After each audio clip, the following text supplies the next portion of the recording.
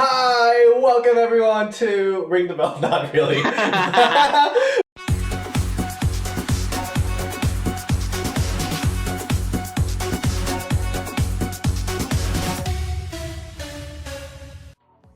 Hello guys, one more time and welcome to Ring Royalty. Today we have a very unexpected guest, but he's very popular and his name is DS. How are you, DS? Here I am. I'm so excited.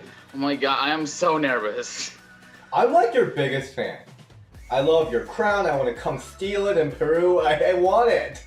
I have some crowns for you too, so don't worry. Really? But I am your biggest fan. Like, you're my inspiration. You're the Trish to my Mickey. What an honor. Why are we here today, DS? We are going to talk about one of my favorite belts. I love pink. You already know. The Divas Championship. Yes, and today we're going to talk about our top 5 Divas champions of all time. I know that Divas era gets criticized a lot, but there were some good champions in that time. Oh, so many. So many great champions. So let's start with the video without any further say. So I will go with my top 5, and it is Wanna Spin the Bottle. It's Caitlyn! So first of all, she's such a cool person. She's so awesome. But I think she's really iconic in the Divas Championship history because I think she's the first of the newer era of the women that's held Divas Championship. Before that, all the way from Michelle McCool to Eve Torres, I think they were all in the Divas era. But I think Caitlyn, like her nickname, Hybrid Diva, she's the first, like the next generation of people, including, AJ Lee. Naomi didn't held it, but like Paige and all that. Also, Caitlyn had a pretty short reign, and some might think that it's not very memorable, but she had 2 storylines, and both of them were freaking amazing. That's completely true. It's 100% success rate with her. So her storyline with Eve Torres, when Eve Torres was leaving, I freaking loved that storyline. Eve was so amazing. The way Caitlyn won that in her hometown, so freaking good. Girl, yes. That was an iconic moment, completely. Her feud with AJ Lee. Oh, I was actually in Chicago when AJ Lee won the title. It was so freaking good. You could tell the entire arena, it was Chicago, so they already loved women's wrestling, but the entire arena was so invested into it. So I think Caitlyn has that power to draw people in to the storyline. So that's the reason I think her Divas Championship reign was very memorable. And it is the first big feud, especially with AJ and Caitlyn, that I remember crowd actually were invested in it. Because I don't remember any Divas Championship rivalry before that had people invested. Sorry, but ever since Michelle McCool, Maryse, Mickey, Jillian, Melina.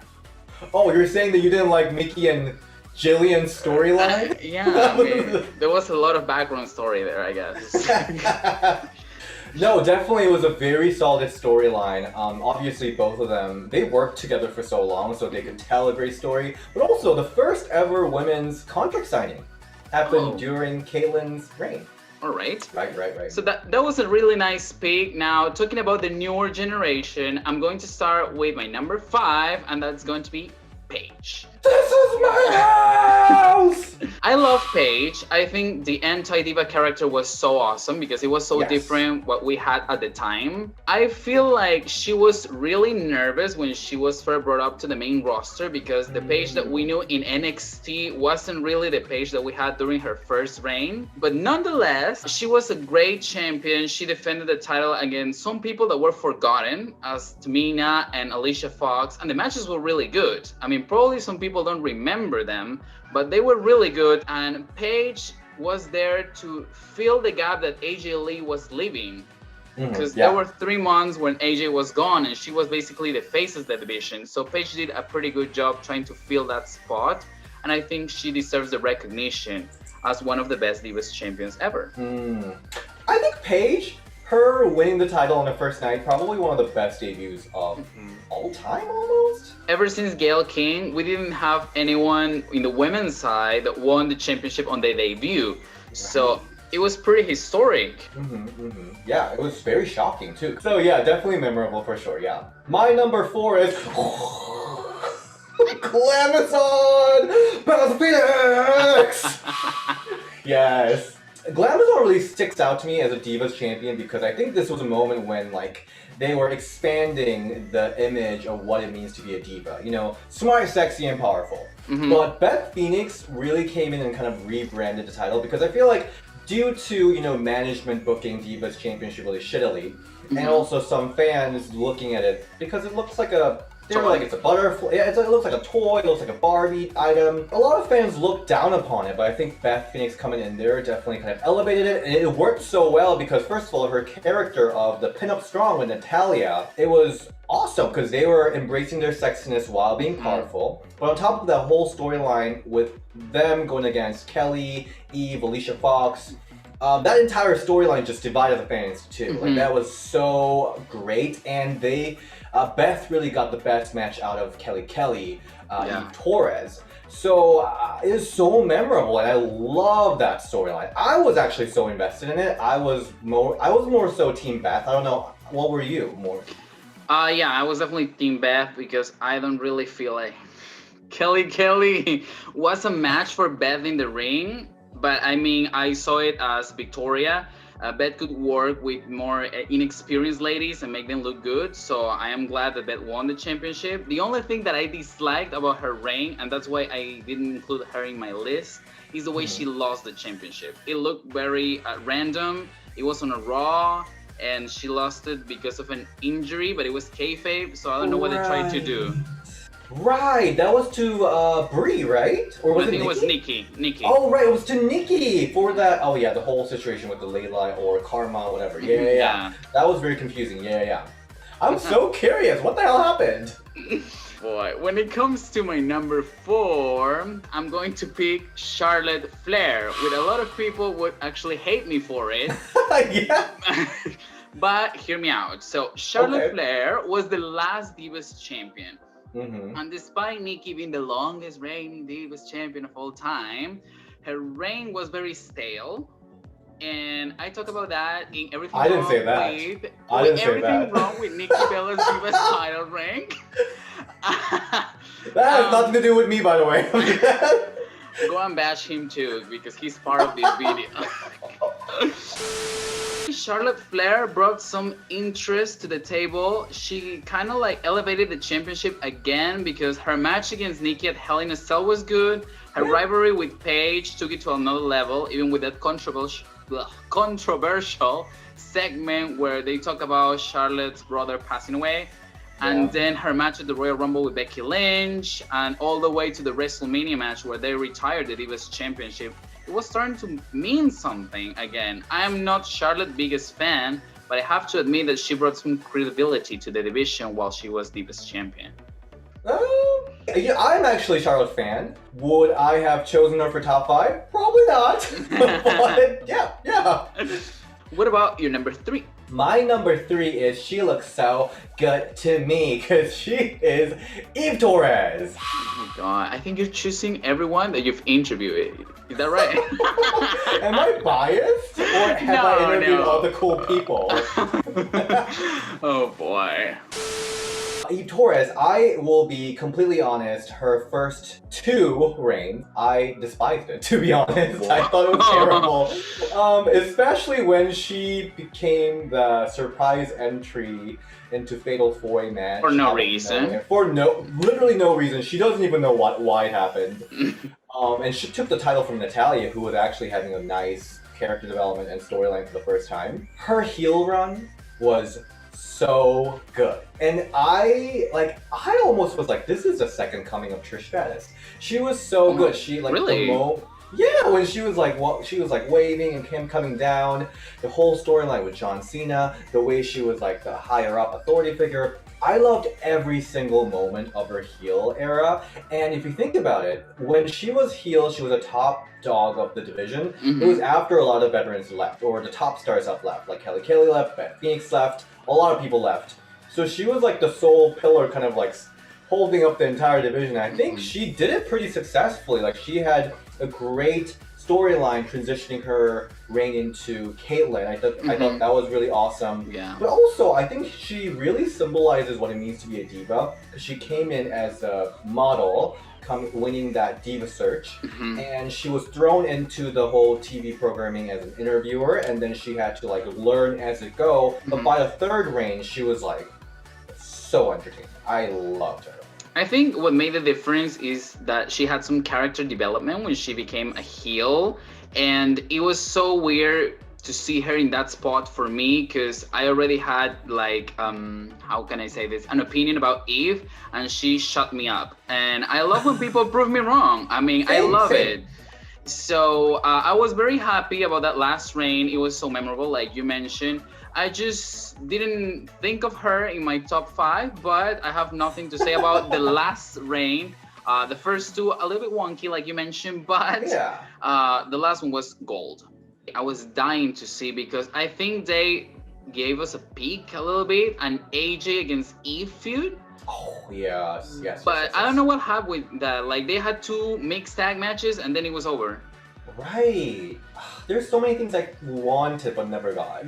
I mean, that's my love life, but I guess I guess we're on the same boat in this one. All right, so I'm going with one of my favorites and one of my viewers' favorites for number 3, and I'm choosing Maryse. Yes. If you said Eve Torres was the embodiment of a diva, I don't know what was Maryse, because she was the diva. She was the definition. Like, she reminded me a lot of Sable, but for a newer generation. She had the look, she was sexy, she knew she was sexy, everything revolved around her. And if you think about it, when she won the Divas Championship, there were a lot of people in the SmackDown roster that had a lot of years ahead of her. Kelly, Victoria, Natalia, but they decided to give the title to Maryse because she was such a scene stealer and she had so much charisma that she could elevate the championship. And that's exactly what she did. She defeated Michelle, and despite Michelle turning heel, the attention was still on Maryse. So I really think that she earned her spot, and she's one, if not the most amazing Divas champion ever. The only thing that the problem I have that she's number 3 is because of the booking in her title reign wasn't really that great. She was stuck in a lot of tag team matches or tag team rivalries, so she didn't have enough opportunities to showcase what she could do in the ring. That's why she's on my number 3. I think the first one that I really got into after Trish retired was Maryse, because I think she had this undeniable charisma. She like wasn't even in the main storyline or anything, but whenever little time she was on SmackDown, she like took your attention right away. So it was undeniable for her to get that push, even though, like, for example, Eve Torres, she got the first 2 titles because she was pushed down our throat. But Maryse, it was so natural, so organic. So like I loved her. Yeah. The only thing I agree that I think she's a better wrestler than people give her credit. Like her Survivor Series match, so good. I think, like you mentioned, that Survivor Series match, like she could do submission holds, she could do super kicks, and that's something that we didn't really see much while she was champion. But I mean, she was at the top, I guess she didn't care anymore. Right, because she had other things to fill the entire arena with. Charisma. My number 2 is you can look but you cannot touch. It's Nikki Bella. Okay, what's that face? Okay, I see you. She's awesome. Like, the grandma that lives across the street knows about Nikki Bella too, because like she's that big of a name. Yeah. And yeah, I agree with your whole video where her 300 days of the title reign was. Oh, have you watched it? I did. Do I remember much from it?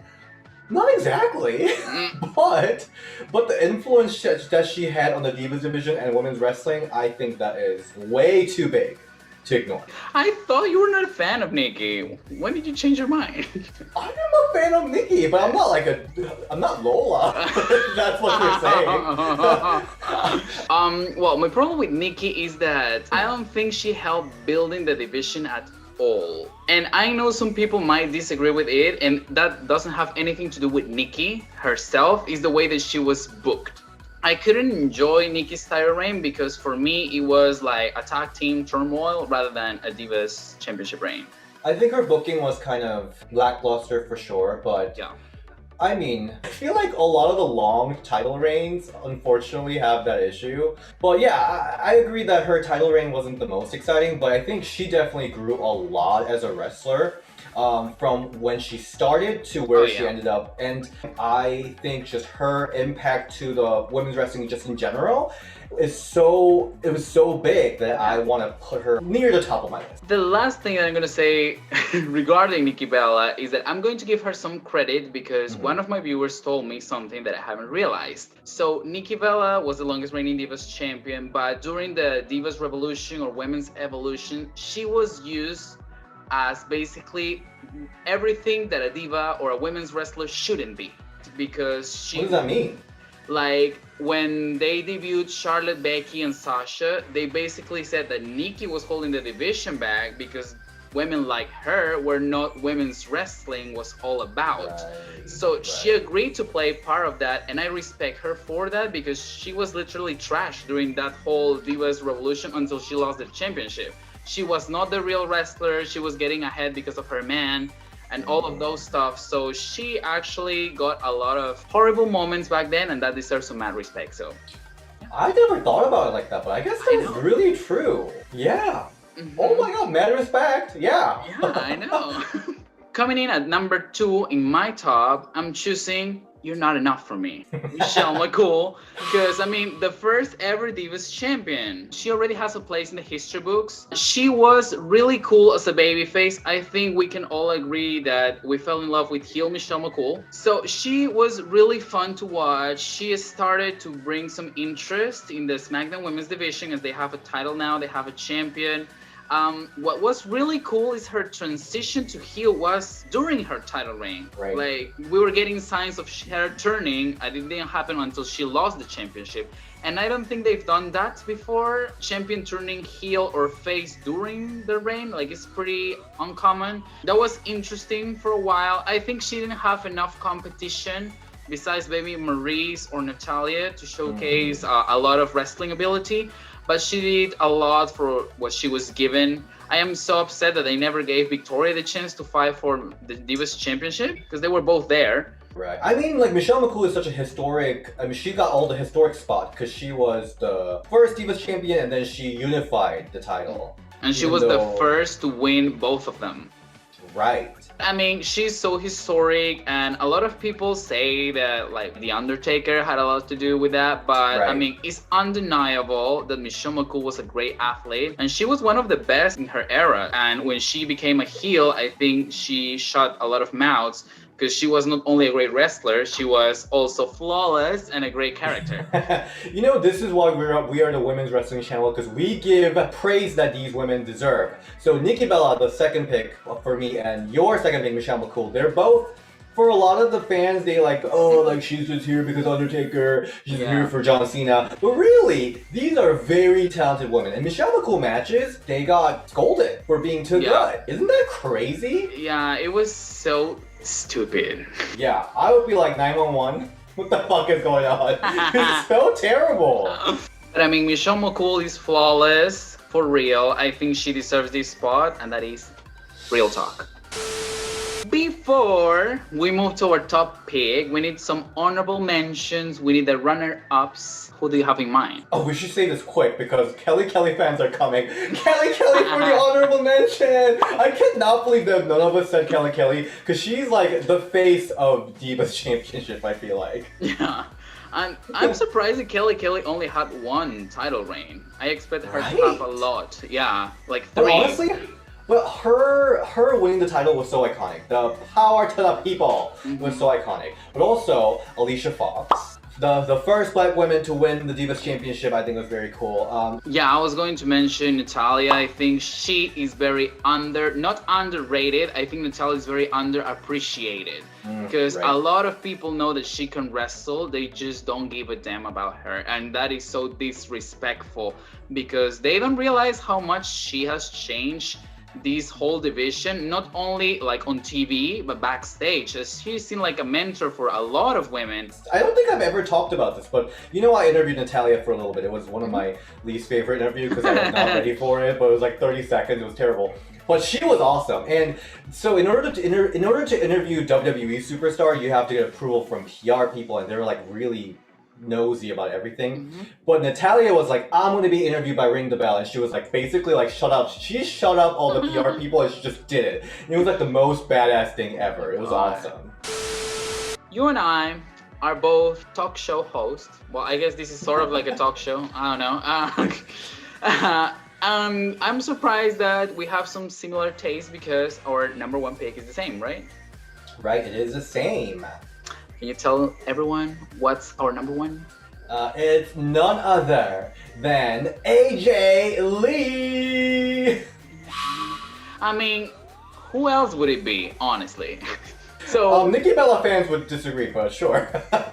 Alright, so I want to hear your reasons first. Oh, I mean, where do I even start? I feel like I just chose AJ because it was just like so obvious, at least for me. She was the top of the company. She was the top star of the company. She was like in the main event storyline. And after enjoying all of that, she came into Divas division and she just like shredded it apart. She had the absolutely amazing storyline with Kaitlyn. She won it in Chicago. It was just so freaking awesome. And after that, she decided to like defeat everyone for an entire year or so until she triumphantly gave the title away to Paige.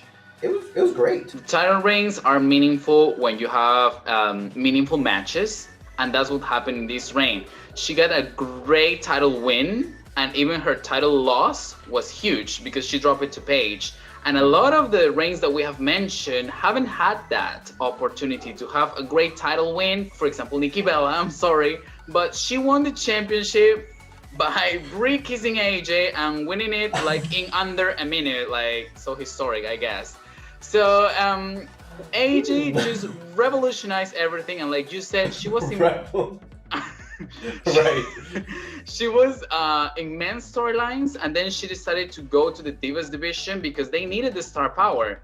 The Divas division was a little bit dull at the time. I guess they kind of like reignited it with AJ as well as Total Divas being introduced. So she was champion in a good time because I mean Total Diva was bringing up some mainstream people too.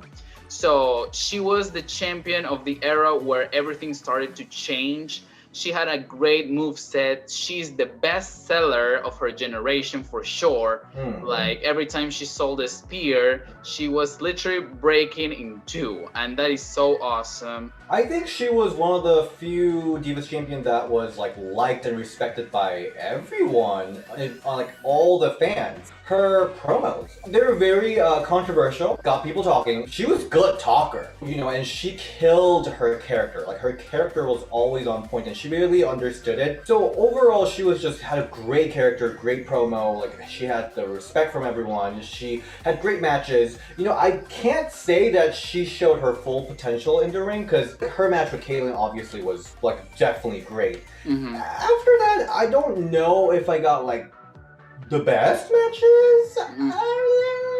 I mean, I can think about 2 or 3, but overall not all of them. TLC against Natalia, and there's something that you mentioned that she was well respected by not only fans, but I think the company itself, because if you think about it, WWE gave AJ Lee the opportunity to defend the Divas Championship at WrestleMania, which no other Divas champion has done.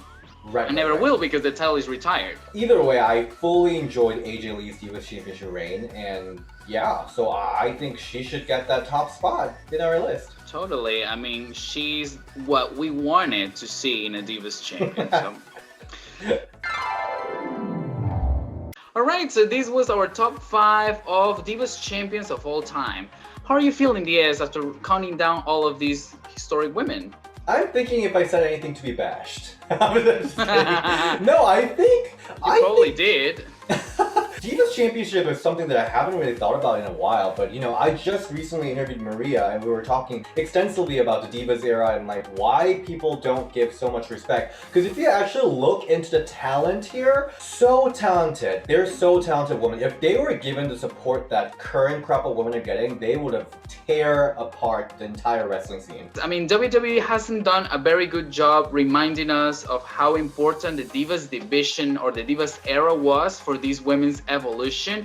Because if you think about it, from the Ruthless Aggression era with Trish and Lita until the Women's Revolution, they barely mention what happened in between those years when the talent there was unbelievable. You had the likes of Melina, Beth, Michelle, Mickey, and suddenly they are apparently not important for history. Right. So this will be it for this video. Diaz, any final words that you would like to say? Well, thank you so much for having me. I had such a good time talking about everyone, and I think Nikki Bella is awesome.